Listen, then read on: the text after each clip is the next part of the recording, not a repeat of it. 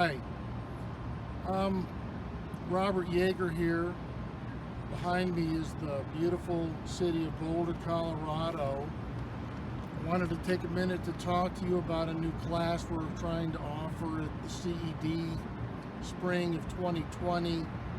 Dean Hurt is very supportive of this class in real estate. We developed the class in 2010 and 11, and I taught it at that time.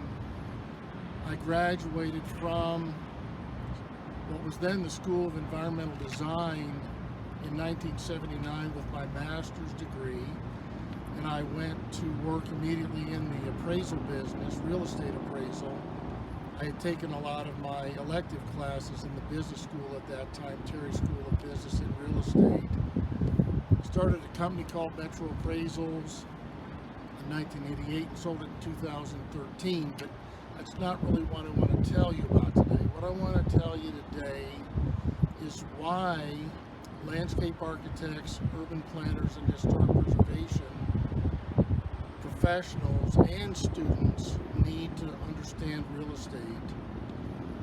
And real estate is defined as land and buildings that are permanently affixed to the real estate, and that would include trees and landscaping and other things. And virtually any project you do as a landscape architect, urban planner, or historic preservation planner will deal with real estate. Everything that you see behind me, not the sky, but the land and buildings, is all owned by someone. The mountains themselves are owned by the U.S. government, generally being national parks and open space. Everything else is owned by individual people, groups of people, real estate investment trusts, corporations, etc.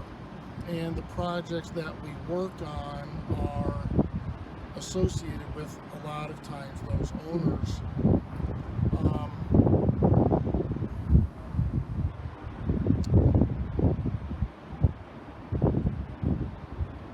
Pause it. So one of the very interesting things about Boulder, I was born in upstate New York, and my family moved here in 1962 when I was 11 years old, and Boulder then was about 30,000 people, including the University of Colorado.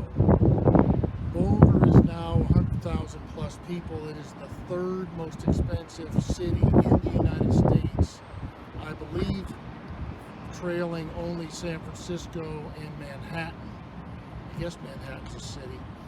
And one of the questions would be, why would a place like Boulder be so valuable? And this morning I ran into an old high school friend who lives here and then actually inherited a small property, almost a 70-year-old house on a half an acre, and he had an offer for it last Christmas for $1.6 million, and those buyers would have then torn the old house down. So his half-acre lot here in Boulder is worth $1.6 million.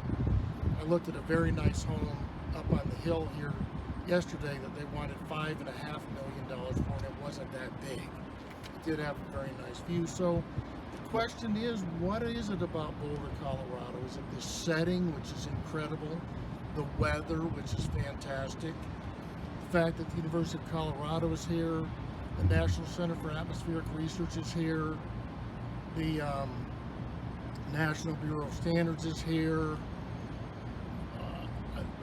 IBM moved outside of town in the early 1970s. There's a lot of high-end employment here. Maybe it's all of that.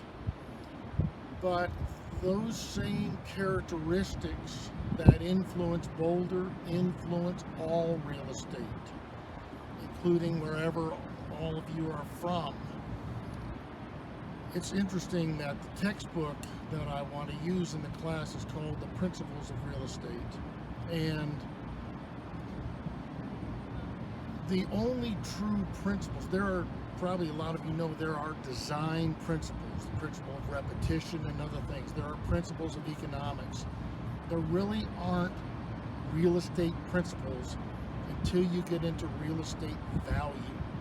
And there are 10 or 11 specific principles, and a principle is defined as a fundamental law. I like that law, fundamental law.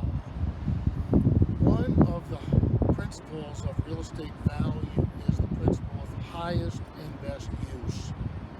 And in real estate, in order to be the highest and best use of a piece of property, it has to be a use that is legal, it has to be physically possible, it has to be financially feasible. I can't just go out in the middle of a farm field and build a Hilton hotel. And it has to be maximally productive, meaning it has to produce the highest value to the owner. And there's an interesting debate about whether that last requirement includes all long-term environmental concerns. And that would be a good subject for a conversation in class. It's also interesting to me that the principle of highest and best use applies to people, especially to students. And I would offer that a lot of you students are trying to find your highest and best use. And that is what you're doing in school. And it may be your highest and best use is to be an urban planner or a landscape architect or a historic preservation planner. And again, I offer to you that fundamental real estate knowledge will be very valuable to you in your career, not only in your career, but also in your personal investment. Many of us, our largest investments of our lives is in our homes. And I'll explain to you how all that works, as well as the real estate development process and other things. And some people, myself included, and my wife, had the opportunity to then, after we bought our house, buy an office building or two. And so real estate knowledge is very fundamental in your professional practice and in your personal investment. Now behind me over here, look right down here, is called the Pearl Street Mall in downtown Boulder, Colorado. That was Pearl Street. It was closed, I believe, in the 1970s. It is arguably the most successful urban mall in the United States. It's extremely successful. The other day I was here on Sunday, and it was very active with people singing and selling various things. There were 2 or 3 art shows going on. It is a beautiful example of historic preservation. Many of these buildings are up to 200 years old. Urban planning, which was what was required. Landscape architecture is part of the urban planning.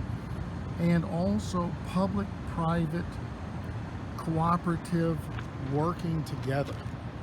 Is that the Boulder government is known to be, let's say, persnickety. And they were very cautious with how this project came together.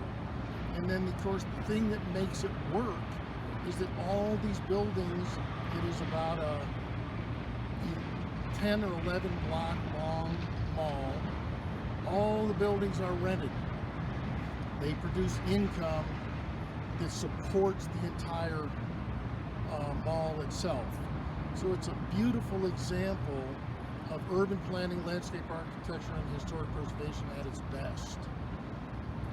I'm gonna stop talking now and hopefully splice in some of the video from Sunday that'll show all of you all the mall, and hope that this discussion will be helpful in terms of encouraging you to take this class and read the syllabus and talk to some of the counselors about the opportunity to learn about real estate.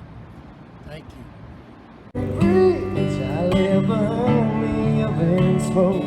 Every fork in the road. Well, it was all worth a while once I saw your pretty smile. And every highway, every heartbreak, every mountain, every mile. Yeah, all the boats out